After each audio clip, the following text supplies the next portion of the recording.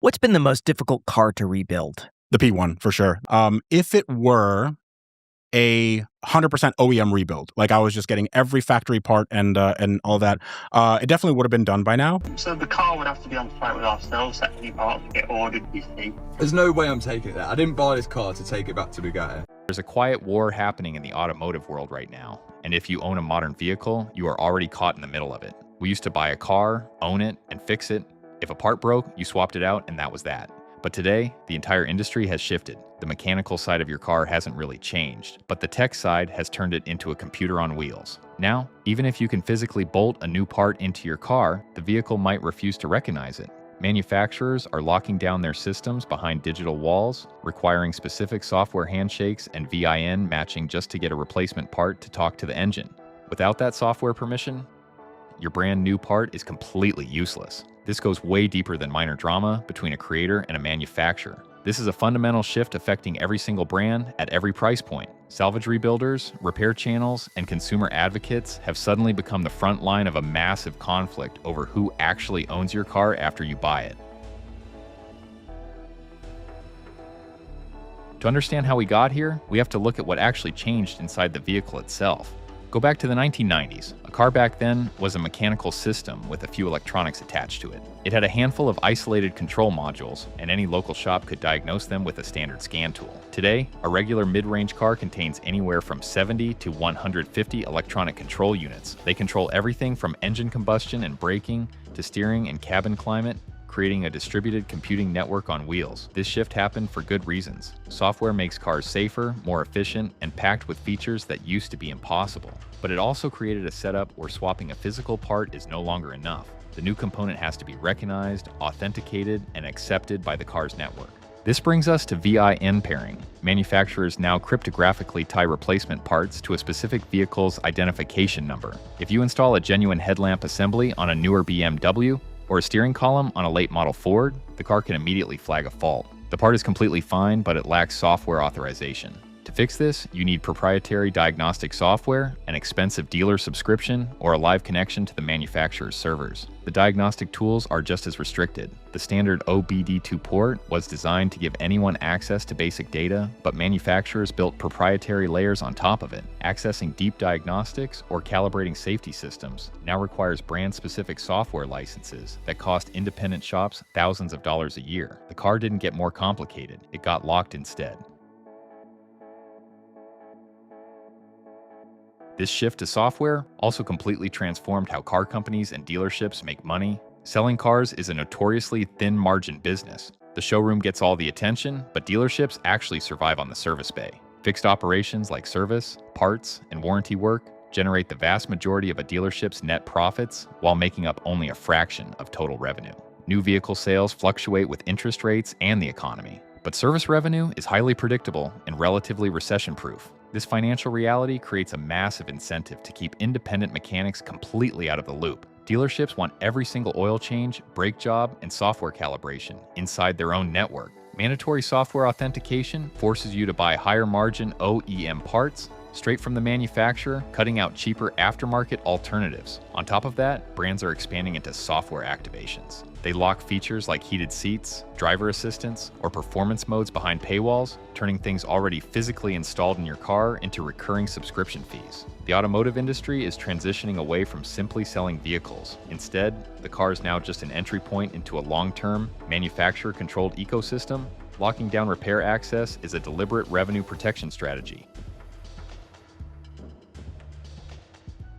This strategy directly collides with a massive shift in how we share repair knowledge. Repair information used to be heavily guarded. It lived in expensive shop manuals, trade schools, or dealer networks. You either paid a premium for it or went straight to the dealership. YouTube completely destroyed that gatekeeping. Creators began documenting repairs on video for anyone to see. Content that used to be locked inside a $200 binder at a parts counter became free, searchable, and practical.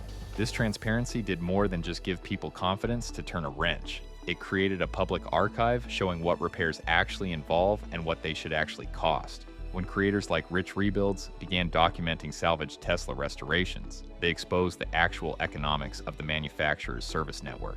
In one famous case, his shop fixed a Model 3 for $700, after Tesla quoted the owner $16,000 for a full battery replacement.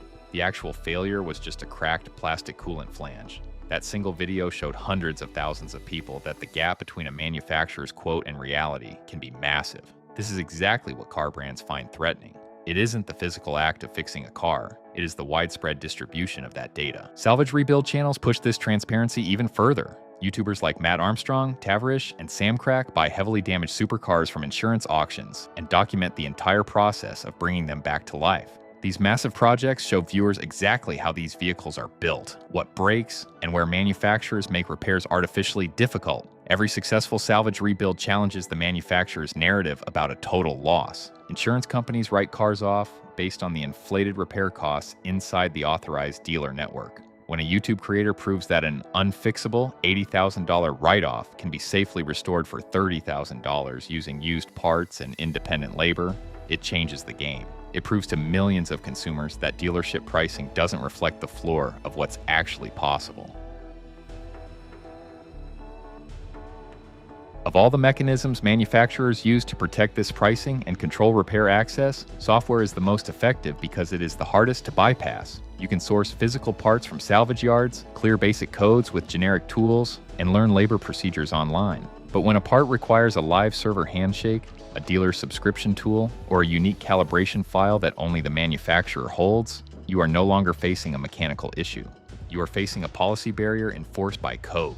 Exotic brands like Ferrari, McLaren, and Lamborghini have operated this way for years, keeping proprietary diagnostics locked away from independent mechanics.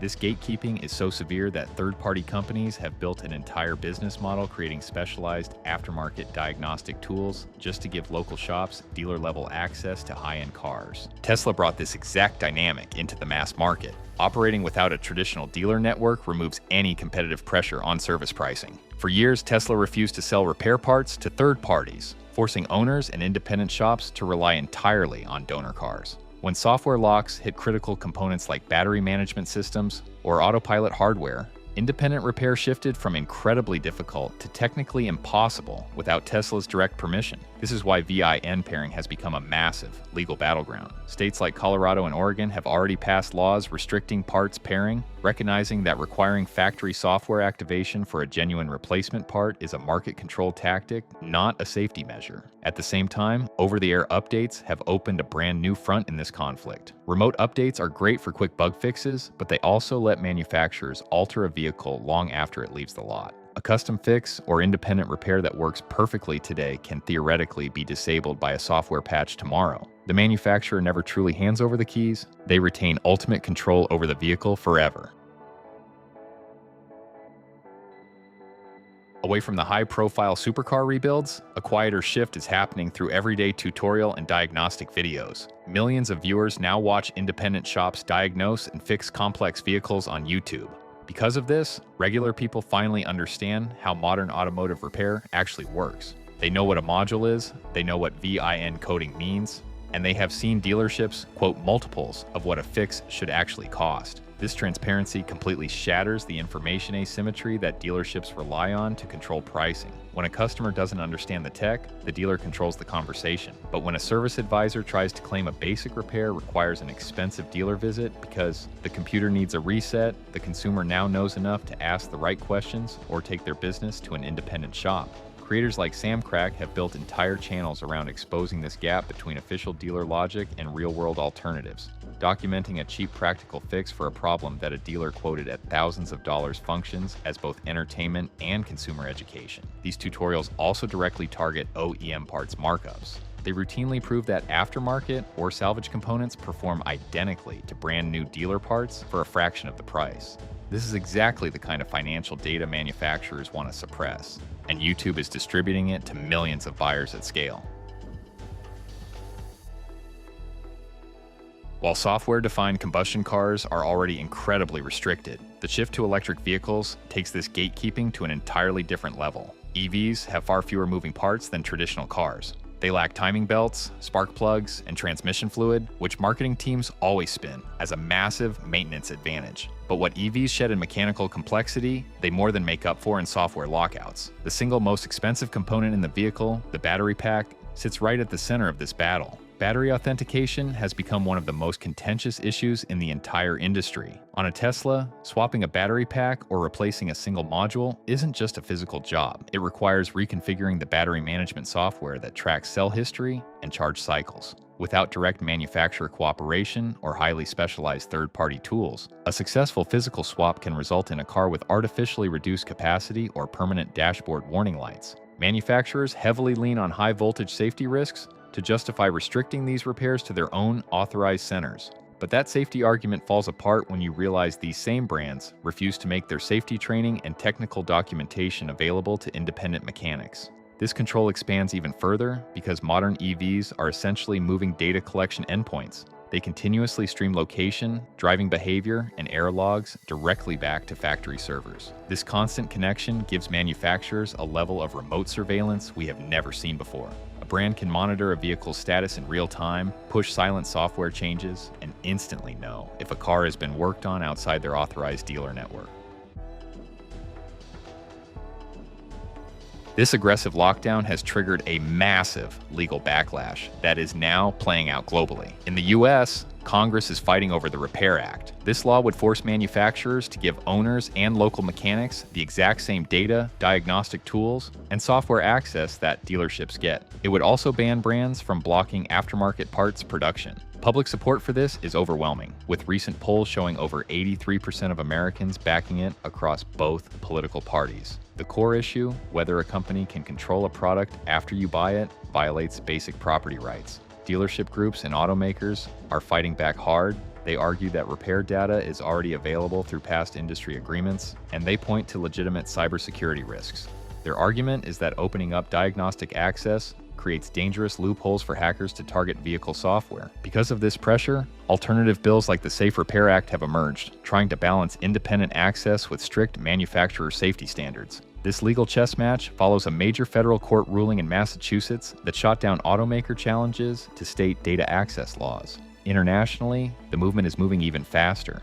The European Union's Right to Repair Directive takes effect this summer, mandating that brands provide full parts and tools to consumers and local shops. This isn't a theoretical legal debate. Data from the Auto Care Association shows that 63% of independent shops face data blockades every single week, costing the independent repair industry an estimated $3.1 billion a year. It is a massive, ongoing transfer of revenue straight into the dealer network. While car brands claim that safety-critical systems like airbags and radar sensors are just too dangerous for independent mechanics to handle, that logic doesn't hold up. The automotive industry thrived alongside local mechanics for over a century without catastrophic safety failures. Look at aviation. It is one of the most safety-critical industries on Earth, which relies heavily on a highly structured, third-party repair model. The argument that independent repair is inherently too dangerous is just cover for a calculated economic policy. So what is the real motive here? Do car brands actually care about safety and security, or are they just protecting their bottom line? The honest answer is both, which is exactly why this war is so hard to settle.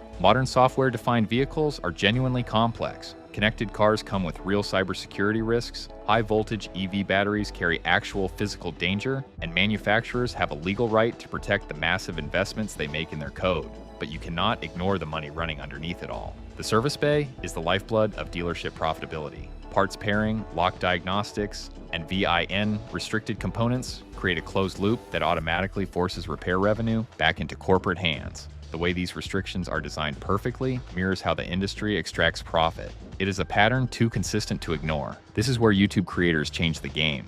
They didn't invent this tension, the economic pressure was already there. But by recording their repairs in public, they completely exposed the massive pricing gap between a dealership quote and reality. By turning salvage rebuilds into an absolute entertainment phenomenon, they built a public, undeniable archive of what is actually possible when genuine technical knowledge meets a broken car. The future of this conflict will be decided in courts, state legislatures, and federal committee votes. It will come down to whether car brands are forced to compete on service quality, or if they are allowed to keep locking independent mechanics out entirely. The core question has become incredibly complicated by software, but it remains fundamentally simple. When you buy a car, do you actually own it? Or are you just paying for a temporary license to use a product that the manufacturer still controls? The answer will define what vehicle ownership looks like for the next generation. It will decide whether the knowledge built in public by a decade of YouTube creators remains a vital toolkit for everyday drivers, or if it will slowly become obsolete as modern cars lock themselves away behind a subscription paywall. Tuna No Crust, signing off.